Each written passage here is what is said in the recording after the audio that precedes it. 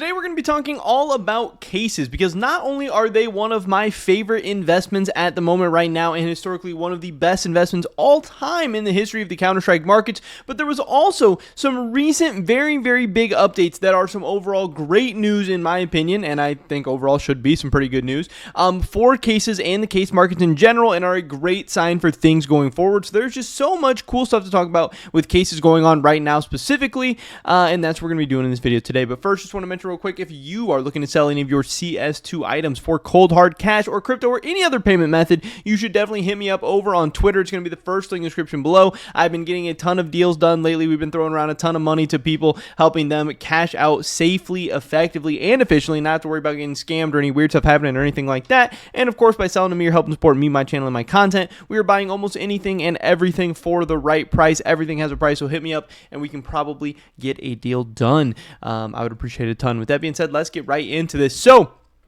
the big news, and one of the main things that I did want to talk about over the past couple of days and weeks was mostly surrounding this tweet from Gabe Follower. He says, just received interesting footages. Here's how CS2's bot farms in China look like. The last photo shows how lots of the accounts got VAC banned. So we'll take a look at this in a second. But you also have to understand and remember that towards the end of CSGO, Valve was introducing a lot of changes to try to stop the overall farming of drops and rewards and different things like that. And I think overall they were pretty successful, and that kind of got people excited about cases and stuff like that. Then obviously with CS2 we get the new care package method and whatever. Obviously farming and botting and stuff is a never-ending issue in CS, just because especially there is real-life money on the line. Again, you can get drops at the end of these games. You can get cases, you can get guns, whatever, that are worth real-life money, and having that kind of free money just being handed out on a regular basis is always going to be incentivized to try to get that. And Valve, at certain times, can either not care and let that go on, or they can combat it and kind of clear that out. And again, them combating the CS bot farming is a great news for case investors. Again, if there is less bot farming going on, there's going to be less drops. There's going to be less drops of the active duty cases and the rare cases, because yes, the rare cases are rare and they're about 1% of drops or less than 1% of drops or whatever. But again, if that 1% is a lower number, then that means less of those rare cases getting dropped, which means there's going to be less in the market, which means you're going to own a bigger percentage of the market with however many cases you own. And it also means as people open them up, there's going to be less and less cases over time, and that is what is going to increase the value of these things. But if there's more and more bots farming these drops and farming the cases and stuff out there, that's going to increase the quantities and increase the supplies, even if it's a small amount for rare cases and things that are no longer in the active duty pool. It is still going to make a meaningful difference. So here's a video that Gabe Follower tweeted out. Here is just how crazy this stuff is. Again, this is the CS bot farm in China, allegedly, whatever that he's tweeting out. You can see how many PCs, how many games they have running on these things, how many different things are going on here. It looks like a freaking war room. We have servers and PCs and setups and like 20 games running on one setup and all this different stuff. I mean, this is absolutely insane. I know a lot of people are comparing it to crypto mining rigs and crypto mining setups and all that stuff. And it's truly insane, the level of intricacy and things that they have going on. But again, that's because there is big money at stake here. Now, you might not think there's not big money because, hey, drops are only a couple cents or a couple dollars or whatever. But again, at scale, there's definitely some big money going on here. Here is another kind of picture. I mean, this is just really crazy. This looks really clean. And then here is a lot of them getting banned. And again, this is the good sign. The bad news is how intricate and crazy and profitable these bot farms are. The good news is that these things are getting banned and cleaned up, especially as of late. So this is definitely something to keep an eye out for. You can see you've been permanently banned in Counter-Strike 2 by the Valve anti-cheat. The anti-cheat is catching a lot of these, or at least beginning to. Gabe Follower also tweeted out, for people who ask how profitable it is, one of the most popular bot panels was created by a Russian developer who goes by the name of Yuri Fokin. The cheapest subscription to his services costs $9.99, and cumulatively users have earned over $1.5 million, $600,000 in the last month. They threatened to take legal action against me, banned on their Discord, and closed access to everyone. Poor fellows are scared. 419, 420 general Discord channel is now nuked. So, well, you should delete videos and photos of their products. It's a violation of our copyrights. Apparently, they're claiming to come after people or whatever.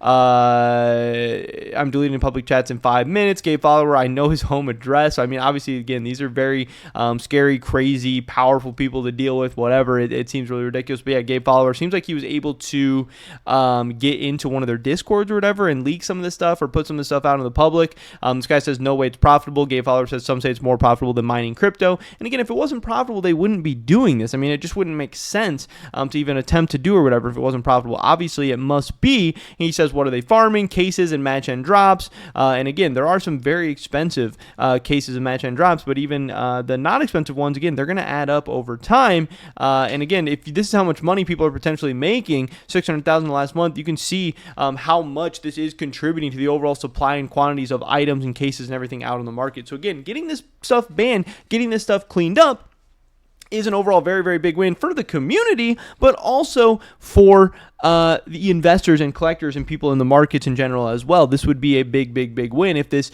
stuff gets cleaned up and going forward. And again, those accounts that are getting banned, if they potentially have items on them or whatever, maybe those are getting lost forever. But just if they're not able to do this anymore going forward in the future, would be a good thing for investors. This guy tweeted out, I've received information that a lot of these VAC bans that have been given out yesterday such today are a result of a detection of boosting case farming panel and not necessarily any Overwatch or cheating ban wave. And again, here's some more information here. This guy says, dear users, on April 26th, we've encountered difficulties with partial panel detection, namely detection by process name and not the walkbot detection. At the moment, the problem is completely fixed and we can continue to farm safely. So again, Valve's going to ban some stuff. Farmers are going to try to switch it up and get unbanned and get their stuff working again. It's going to be this never-ending battle. But yes, this is kind of one bot farming community putting out a message to their people that yes, on April 26th or whatever, it seems like a lot of bot farmers were getting banned.